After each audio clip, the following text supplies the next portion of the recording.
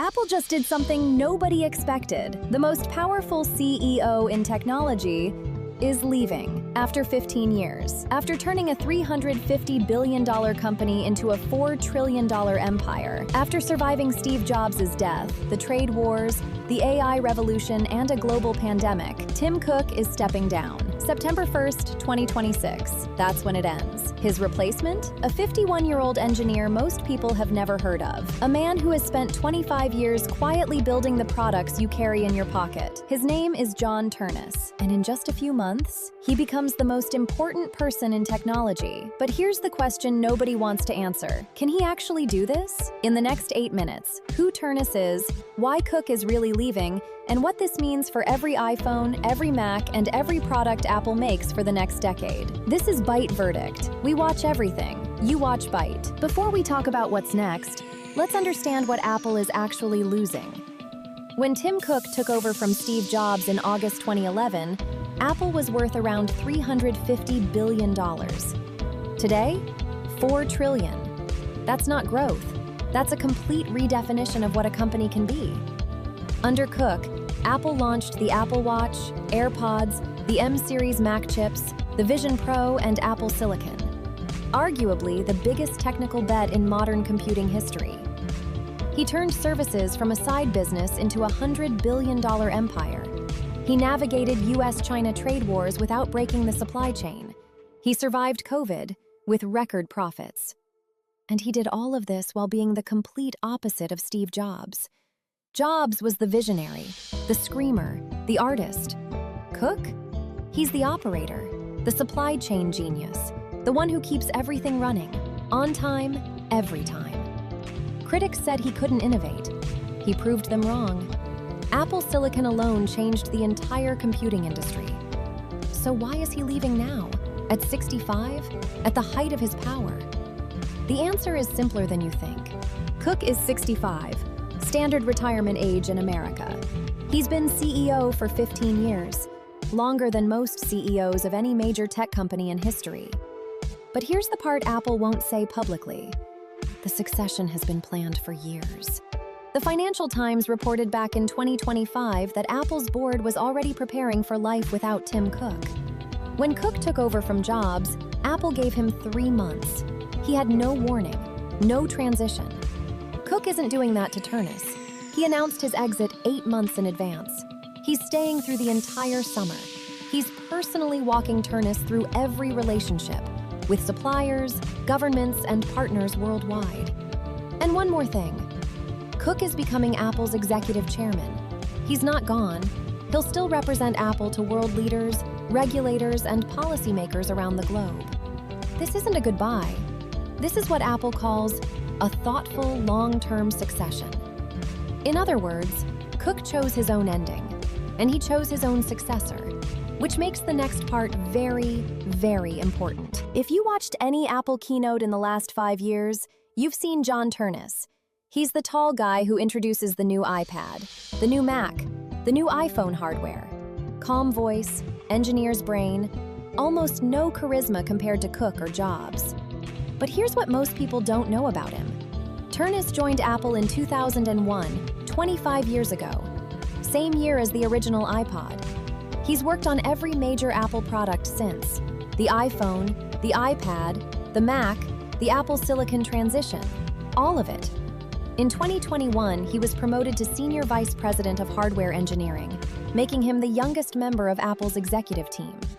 He oversees roughly 20,000 engineers, the teams that designed the M5 chip, the C2 modem, the folding iPhone.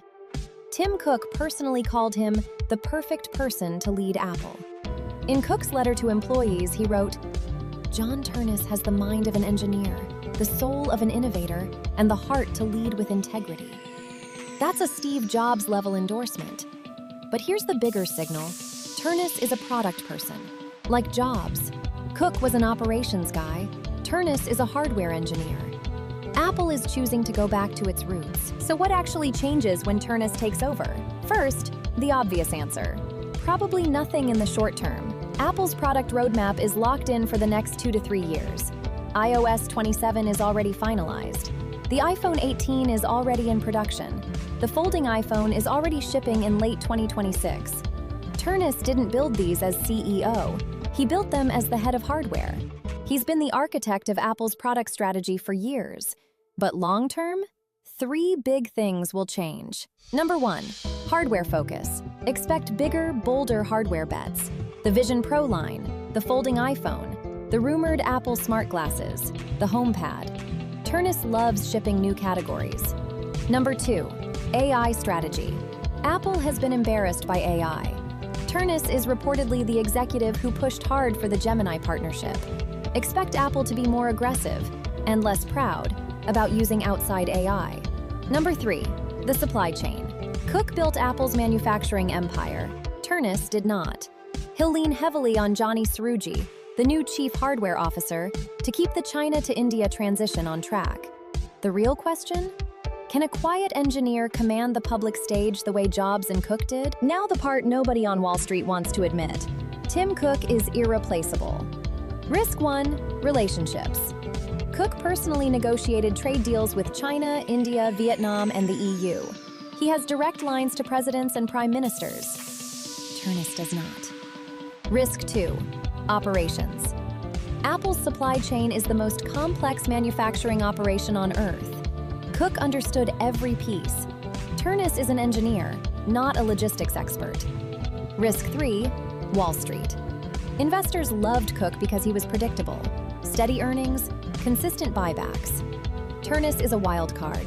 Markets hate uncertainty. Risk 4, the AI war. Google has Gemini, Microsoft has OpenAI, Meta has Llama. Apple has a deal with Google. Ternus inherits the biggest strategic problem in Apple's history. Risk 5, the keynote. Steve Jobs sold dreams, Tim Cook sold trust.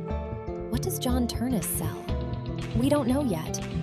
Apple's stock didn't move much when the news broke, but that calm could be temporary.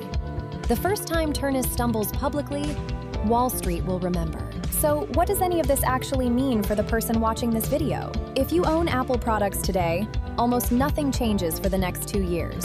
The roadmap is set. If you're buying an iPhone in September, that's a Ternus iPhone designed under his leadership. If you're worried about prices, Ternus is more product-driven than cost-driven. Some analysts think prices could go up over time. If you're worried about quality, this is actually good news. Ternus is obsessed with hardware. The Vision Pro taught him hard lessons. Expect tighter, more focused product launches. And if you're worried about Apple losing its way, remember this. Ternus has been quietly running hardware for 5 years. The M-series chips, the iPhone 17, the MacBook Air M5. All of those? His teams. You've already been buying Ternus's Apple. You just didn't know it. So, the Byte verdict on the end of the Tim Cook era. History will judge Tim Cook as one of the greatest CEOs of all time. Not the most charismatic, not the most loved, but the most effective. He took a company built by a genius and made it bigger than the genius ever imagined. John Ternus is a safe choice, a smart choice, an Apple lifer who knows the products inside and out. He is exactly what Apple needs for the next phase. Execution, not revolution. But he is not Steve Jobs. He is not Tim Cook. He is something new, and Apple has never been led by an engineer at this scale before. September 1st, 2026. That's the day everything changes. Quietly. We'll be watching closely. For Byte Verdict, we watch everything. You watch Byte.